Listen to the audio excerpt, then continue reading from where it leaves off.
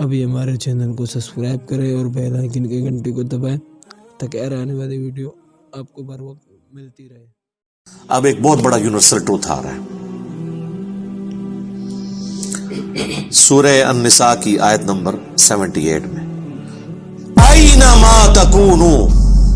تم جہاں کہیں پر بھی ہو، یدرکم الموت، موت تمہیں آ کر رہے گی، وَلَوْ كُنْتُمْ فِي بُرُوجٍ مُشَيَّدَةٍ، چاہے تم اپنے آپ کو مضبوط قلعوں میں بھی بند کر لو نا، موت وہاں بھی تمہیں آ جائے گی۔ موت سے کوئی بھاگ نہیں سکتا۔ یعنی دنیاوی طور پہ کوئی شخص مضبوط قلعے میں آ جائے کہ مجھے کو مارنے کے لیے اندر نہیں آئے گا، سر باہر سے تو اندر آنے کی ضرورت نہیں ہے، اندر جو کچھ آپ کے اندر ہے وہ آپ کو مارنے کے لیے کافی ہے۔ Heart failure, kidney failure, cancer, کوئی بھی بیماری لگ سکتی ہے۔ باہر کی ٹریفک کو تو کسی حد تک آپ مینج کر سکتے ہیں، لیکن جو اندر چل رہا ہے وہ تو اتنا کمپلیکس نظام ہے کہ ذرا سی بھی آپ کی صرف جو سیلز کی خلیوں کی ڈسٹریبیوشن ذرا سی بھی ڈسٹرب ہو جائے، کینسر بن جاتا ہے۔ اس کے اوپر کسی کا کنٹرول ہے؟ کتنی ینگ ڈیتھس آپ آئے دن سنتے رہتے ہیں۔ 25 سال کا لڑکا تھا جی، 30 سال کا لڑکا تھا جی، ہارٹ فیلئر سے مر گیا جی۔ یہ بھی جو عفنان بھائی بتا رہے تھے، ان کے دوست سحری کر کے سوئے، اٹھے ہی نہیں ہے، 27-28 سال عمر ہے۔ تو وہ اللہ تعالیٰ نے ہر شخص کو جو ٹائم دیا ہے وہ، لہذا جس طرح اللہ کو ایک ماننا ضروری ہے نا، اور اس میں کوئی شک نہیں ہے ایک ایمان والے شخص کے لیے، اس طرح بالکل اس طرح یہ ماننا ضروری ہے کہ جو رات باہر ہے قبر کی وہ اندر نہیں ہے، اور جو اندر ہے وہ باہر نہیں ہو سکتی۔ ایک لمحے، قرآن میں کئی جگہ یہ ٹاپک ہے کہ جب موت آئے گی ایک لمحے نہ آگے ہوگی نہ پیچھے۔ پھر سورہ آل عمران کے کانٹیکسٹ میں تو اللہ تعالیٰ نے یہاں تک فرمایا، جب منافقین نے کہا نا کہ ہم نے اپنے بھائیوں سے کہا تھا کہ غزوہ احد میں نہ جاؤ، نہ یہ جاتے اور نہ یہ قتل ہوتے، تو اللہ تعالیٰ نے فرمایا اس طریقے سے کوئی موت ٹال سکتا ہے؟ تم لوگ بھی جو اپنے گھروں میں بیٹھے ہوئے ہو نا، اور تمہاری جان بخشی ہو گئی ہے، تم یہ سمجھ رہے ہو کہ قتال میں نہ جانے کی وجہ سے تم بچ گئے ہو، اگر تمہاری موت بھی اللہ نے مقدر کی ہوتی تو تم خود بخود اپنی مقتل گاہوں کی طرف کھینچے چلے آتے۔ اور اس کو سپورٹیو حدیث ہے صحیح مسلم کی، نبی علیہ السلام نے غزوہ بدر سے ایک دن پہلے زمین پہ لکیریں کھینچی تھی، کل یہاں پہ ابو جہل کی لاش پڑی ہوگی، کل یہاں پہ عتبہ کی لاش پڑی ہوئی ہوگی، اور صحابہ کرام کہتے ہیں اللہ کی قسم اگلے دن ہم نے ان کی لاشیں ایگزیکٹ انہی جگہوں پہ دیکھی۔ یعنی اللہ تعالیٰ نے اپنے نبی کو وحی کے ذریعے بتا دیا تھا کل یہاں پہ لاشیں پڑی ہوں گی، تو وہ اللہ نے ان کا موت کا وقت مقرر کیا ہوا تھا نا، اور نبی علیہ السلام کو بتا دیا، آپ نے اپنی امت تک وہ پیغام پہنچا دیا۔ یہاں پہ اگر کوئی کہتا بھی ہے نا جی کہ جی وہ جی جیڑی رات قبر ہی چاہیے وہ باہر نہیں، جیڑی باہر ہے وہ اندر نہیں ہے، یہ اکثر وہ بدماش گنڈے اور ڈان کہہ رہے ہوتے ہیں جو قاتلانہ حملے میں اپنے دوسرے جو مقابل ڈانوں سے بچ جاتے ہیں نا، تو پھر وہ کہتے ہیں اور جی جیڑی لہی ہے نا جی وہ تے پوری کرنی ہے نا جی، انج تے نہیں کو مار سکتا۔ پھر ساتھ یہ بھی جملہ بولیں گے کہ جی وہ جو ہے نا مارنے والے سے بچانے والا جو ہے وہ ذات بڑی ہے۔ او بھائی مارنے والے بھی اللہ کی ذات ہے، بچانے والی بھی اللہ کی، کوئی بڑی نکی نہیں ہے، ایک کی ذات ہے جو مارتی بھی ہے بچاتی بھی ہے۔ لیکن ظاہر ہے وہ اس کانٹیکسٹ میں کہہ رہے ہوتے ہیں کہ کوئی شخص کسی کو نہیں مار سکتا، تو بالکل ٹھیک ہے۔ اب اس کے بعد ہونا تو چاہیے اس کی بقیہ کی زندگی پھر دین کے مطابق گزرے۔ بقیہ یہ ہوتا ہے کہ وہ پھر 4-5 گنڈے اور اکٹھے کر کے اپنا بدلہ اتارتا ہے اپنے مخالف سے، یہ رزلٹ نکالتا ہے اس سے۔ حالانکہ جو یہ شخص کہہ رہا ہے کہ جی جو رات قبر میں ہے وہ باہر نہیں، اور جو باہر ہے وہ اندر نہیں، اس کے بعد پھر اس کی زندگی چینج ہونی چاہیے نا، اسے اپنی موت اتنی سامنے دیکھ کے اسے اپنی آخرت کی تیاری کرنی چاہیے نا۔ لیکن وہ سورۃ الانعام میں ہے، اللہ تعالیٰ نے تو اس سے بھی بڑی بات کی ہے کہ جو نافرمان لوگ ہیں نا، اگر ہم انہیں دنیا میں دوبارہ بھی بھیج دینا تب بھی یہی کام کریں گے۔ یہ ہم نے سر خود دیکھا ہے، یہ آبزرو کیا ہے۔ میرے اپنے آفس کے کولیگ ایک دفعہ کراچی سے فلائٹ لے کے تو وہ آ رہے تھے اسلام آباد، تو راستے میں کافی زیادہ موسم خراب ہو گیا، تو اور آپ کو پتہ ہے جب موسم خراب ہوتا ہے تو جہاز تو پھر ایک کٹی پتنگ کی طرح ہے نا، تیز ہواؤں کے اندر، اس کو آپ لینڈ نہیں کروا سکتے، اور اڑے گا بھی تو کتنی دیر اڑے گا؟ ایسی جگہ لے کے جانا پڑے گا جہاں پہ موسم ٹھیک ہو، اور ادھر پہنچنے سے پہلے اگر فیول ختم ہو گیا پھر تو جا کے وہ جنت یا جہنم میں ہی لینڈ کرے گا، دنیا میں نہیں لینڈ کر سکتا۔ تو وہ کہتے ہیں کہ جی بس جو لینڈنگ سے تھوڑی دیر پہلے ہی موسم خراب ہو گیا تو وہ پھر جہاز دوبارہ اٹھا لیا اس نے، پائلٹ نے، لیکن وہ جہاز قابو میں نہیں آ رہا تھا، اور آپ کو پتا ہے وہ پھر اچانک جو ہے نا کافی زیادہ گہرائی پہ وہ نیچے آتا ہے جہاز، یعنی ہوا میں اگر وہ سپوز تقریباً یہ 747 تو 10 کلومیٹر ہائٹ تک اڑتا ہے، تو وہ ایک کلومیٹر ایک سیکنڈ میں ایک دم نیچے آتا ہے۔ وہ جب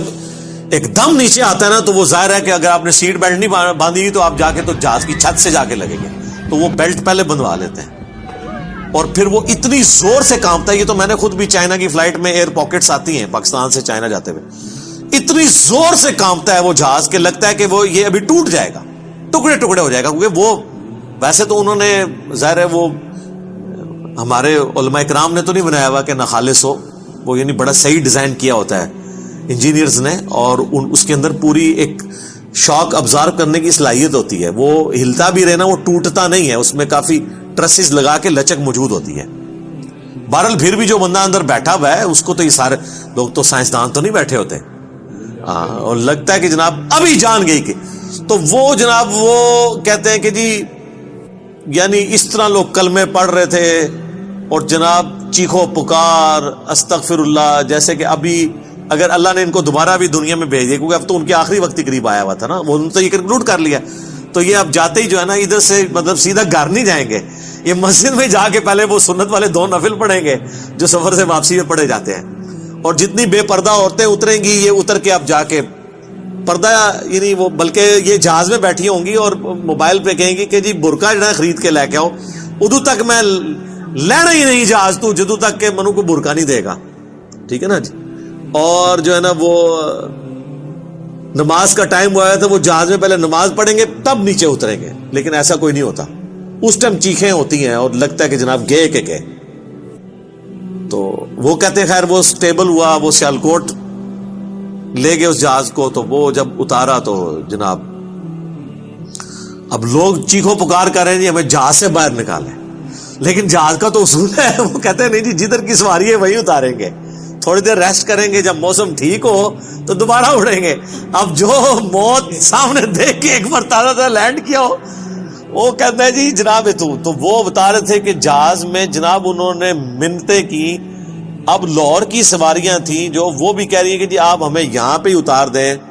اسلام آباد پشاور کی سواریاں بھی تھی، وہ کہہ رہی تھی سیالکوٹ سے جناب ہم، کئی لوگوں نے کہا اسی پیدل چلے جائیں گے جناب، سانو لاؤ ہوئے تھے جہاز تو لاؤ تلے، ٹھیک ہے۔ تو وہ لیکن ان کا ایک اصول ہوتا ہے، وہ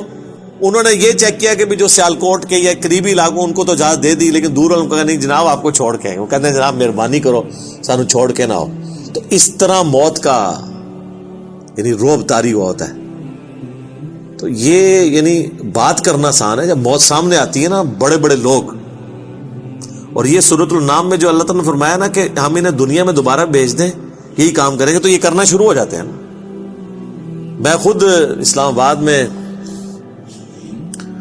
پشاور موڑ جو ہے نا G8 مرکز، اسے پشاور موڑ بھی کہتے ہیں، جس طرح G9 مرکز اسلام آباد میں اسے کراچی کمپنی کہتے ہیں۔ تو ادھر میں ایک دفعہ ایک ٹیکسی میں نے لی، تو وہ ٹیکسی والے سے میری ڈسکشن شروع ہوئی، تو وہ کہنے لگا جی مجھے تو اللہ تعالیٰ نے نئی زندگی دی ہے۔ کہتا ہے جی میں ادھر ہی کھڑا ہوا تھا تو پیچھے سے ایک بڑا ٹریلا آ کے چڑھ گیا۔ یہ ٹریلے آپ کو پتا کس سپیڈ پہ چل رہے ہوتے ہیں، یہ بڑے بڑے جو وہ ڈیمپرز، جن کو ڈیمپر کہتے ہیں۔ اور کہتا ہے جی میں تو گھر والے بھی آ کے بس سارے رشتہ دار کے کر کے مل کے جا رہے تھے۔ شفا انٹرنیشنل میں وہ کئی ہفتے تک وینٹیلیٹر کے اوپر رہا۔ وینٹیلیٹر پہ اس طرح کے جو لوگ ہیں بہت کم ہی ہوتا ہے کہ واپس آئیں، پھر آہستہ آہستہ ریکوری ہو گئی، یعنی وہ تو موت کے منہ سے بلکہ نئی زندگی لے کے واپس آیا۔ تو میں نے اس سے پہلا سوال یہ کیا کہ اب تم مطلب زندگی کیسے گزار رہے ہو، نماز پڑھتے ہو، مسلمان ہو؟ کہتے جی ٹائم لگ جاتے پڑھ لیتی ہے۔ تو میں نے کہا صدق اللہ العظیم، اللہ نے سچ فرمایا، اگر ہم انہیں دنیا میں دوبارہ بھی بھیج دینا پھر یہ وہی کام کریں گے جو یہ کرتے رہے. تو اتنا قریب سے بھی موت کو دیکھ کر لوگ جو ہے نا وہ پھر بھی یہ باز نہیں آتے اپنے ہاتھوں سے. موت بہت بڑی حقیقت ہے. کاش اس پہ ہمارا ایمان بھی اس لیول کا ہو تو پھر انسان کا قبلہ درست رہتا ہے. آپ دیکھیں سورہ البقرہ کے سٹارٹ میں اللہ تعالیٰ نے جو ذکر کیا ہے اہل ایمان کا, اس میں کیا فرمایا؟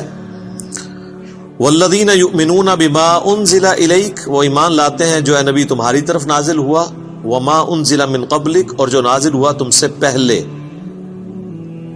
اس پہ ایمان رکھتے ہیں. وبالآخرۃ ہم یوقنون, اور آخرت پہ یقین رکھتے ہیں.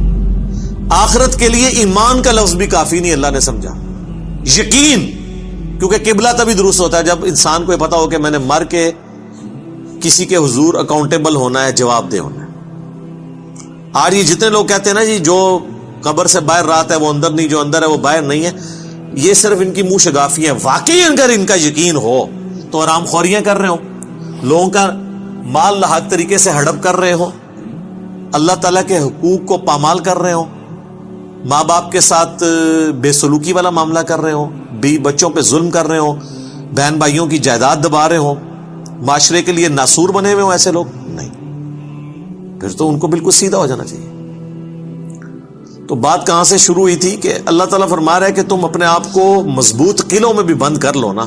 تب بھی موت تمہیں آ کر رہنی ہے. موت کو کوئی ٹال نہیں سکتا, کیونکہ موت تو اللہ تعالیٰ نے بھیجنی ہے. اللہ کے پاس تو کروڑوں آپشنز ہیں. ایگزٹس تو ہر شخص کا اس دنیا سے لکھا ہے, خواہ ایئر کریش میں ہو, چاہے ہارٹ فیلئر سے ہو, خواہ کسی شیر کے پیٹ میں جا کے ہو, خواہ کڈنی فیلئر سے ہو, خواہ کسی روڈ ایکسیڈنٹ میں ہو, ہر بندے نے دنیا سے جانا ہے اور وہ طے ہے, اس سے آگے پیچھے نہیں ہوگا. البتہ جو قاتل کو ہم سزا دیتے ہیں اس لیے کہ قاتل جو ہوتا ہے اس کو اللہ تعالیٰ نے یہ کام کرنے سے منع کیا ہوا ہے, وہ اس کی وجہ سے اسے سزا دی جاتی ہے, اس وجہ سے نہیں کہ وقت سے پہلے اسے قتل کر اس نے مار دیا, کیونکہ اس نے مارا اپنی ویل سے ہے, نافرمان, اس کی تو موت آنی تھی. اور اللہ تعالیٰ کو تو اپنے علم سے یہ بھی پتا ہے کہ کس نے کیا کرنا ہے, لیکن اللہ نے کسی کو پابند نہیں اپنے علم کا کیا کہ تو نے یہ کرنا ہے, بلکہ اللہ نے مستقبل کو فورس ہی خود ہی کیا ہوا ہے. جس طرح ایک استاد جب کسی نالائق شاگرد کو پیپروں سے ایک ہفتہ پہلے کہتا ہے کہ پتر تو فیل ہو جانا ہے, اور وہ فیل ہو بھی جائے, تو اس استاد کو آگے نہیں گلا کر سکتا ہے وہ اسٹوڈنٹ کے, سر جی تہاڈی زبان بڑی کالی ہے, تسی کیا سی تاں میں فیل ہوئے, میں نے بڑی محنت کی تھی. نہیں, تو اللہ تعالیٰ کو تو ڈیوائن علم بڑا کامل ہے, وہ مستقبل کے بارے میں فورس ہی کرتا ہے. اب رہا یہ معاملہ کہ اللہ نے ہمیں اس آزمائش میں ڈالا کیوں ہے, تو وہ اللہ نے اس کو بیان کر دیا. لا یسأل عما یفعل, اللہ کو کوئی نہیں پوچھ سکتا کہ اس نے یہ کیوں کیا. وہم یسألون, اور اللہ ہر ایک کو پوچھے گا. تو ابھی تو فی الوقت اللہ نے جس امتحان میں ڈالا ہے اس میں آپ نے گیون سرکمسٹانسز میں پرفارم کرنے کی کوشش کرنی. ہماری ایک اکیڈمی کے بڑے قریبی ہمارے ممبر عمر بھائی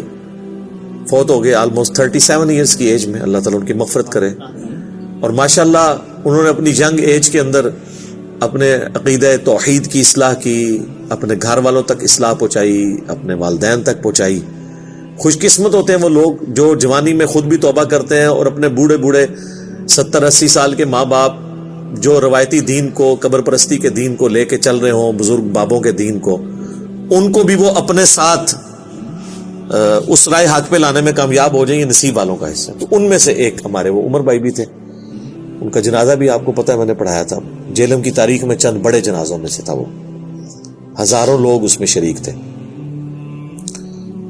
تو ان کی اچانک ڈیتھ ہوئی ہارٹ فیلئر سے. ینگ ایج میں اگر کسی کو ہارٹ اٹیک ہو تو یہ چانس ہوتے ہیں کہ اس کا ہارٹ فیل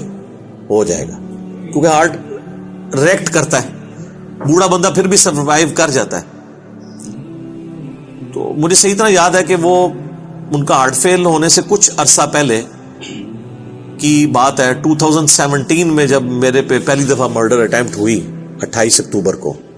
اور اس میں میرا کافی خون بھی ضائع ہوا, کافی زیادہ زخم آئے, آپ لوگوں کو پتہ ہے. تو اس کے بعد میں عمر بھائی کے پاس ایک دفعہ گیا ان کے شاپ پہ ان کی فرنیچر کا بہت بڑا کاروبار ہے جہلم میں. تو میں نے گپ شپ شروع ہوئی تو مجھے کہتے ہیں علی بھائی میں چاہ رہا ہوں آپ کے لیے نا کوئی باڈی گارڈ رکھ دیتے ہیں تو میں اس کی پیمنٹ کر دیا کروں گا. تو میں نے ان کو کہا کہ میرے بھائی آپ کا ابھی تک یہ یقین کامل نہیں ہوا کہ موت کو کوئی ٹال نہیں سکتا. تو پھر میں نے ان کو یہی آیات کوٹ کی تھی کہ اپنے آپ کو مضبوط، اینما تکونوا یدرککم الموت ولو کنتم فی بروج مشیدہ، تم جہاں کہیں بھی ہو موت تمہیں آ کے دبوچ لے گی، خواہ اپنے آپ کو مضبوط قلعوں میں بھی بند کر لو. تو میں نے ان کو بھی یہ بات سمجھائی. میں نے کہا میرے بھائی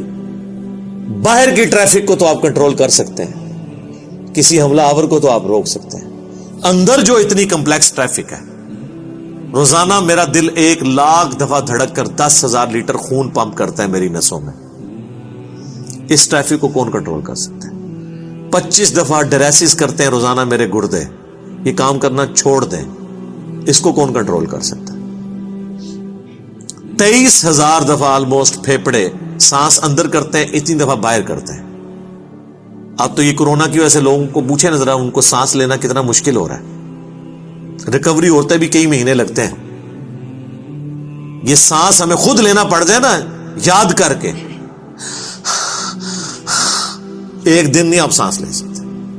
12,000 دفعہ ہماری یہ پلکیں جھپکتی ہیں،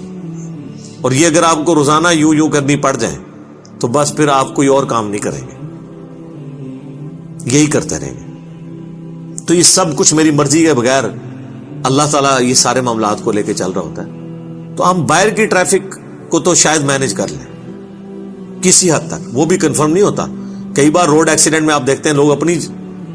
جگہ پہ صحیح سائڈ پہ جا رہے ہوتے ہیں، مخالف سمت سے کوئی گاڑی آتی ہے، اس کا ٹائر پھٹتا ہے، وہ لڑکتی ہوئی دوسری طرف آ کے 4-5 بندے نیچے دے دیتی ہے. ان کا تو کوئی قصور نہیں ہے، وہ تو ہوتے ہی دوسری. یہ تو میں نے خود اس طرح کے ایکسیڈنٹس اپنی آنکھوں سے بھی دیکھے، تو پتہ ہی نہیں چلتا. تو باہر کی ٹریفک کو آپ کسی حد تک مینج کر لیں گے، لیکن اندر کی ٹریفک کو تو کوئی بھی نہیں کر سکتا. اور دیکھیں کچھ عرصے کے بعد ان کی اندر کی ٹریفک ہی فیل ہوئی اور دنیا سے چلے گئے. اللہ تعالیٰ ان کی مغفرت کرے، انہیں نیک کاموں کا اجر دے، ان کی برائیوں سے درگزر کرے، اور ہمیں بھی اپنی موت سے پہلے قبر و آخرت کی تیاری کرنے کی توفیق عطا فرمائے. اللہم من احییتہ منا فاحیہ علی الاسلام ومن توفیتہ منا فتوفہ علی الایمان. آمین.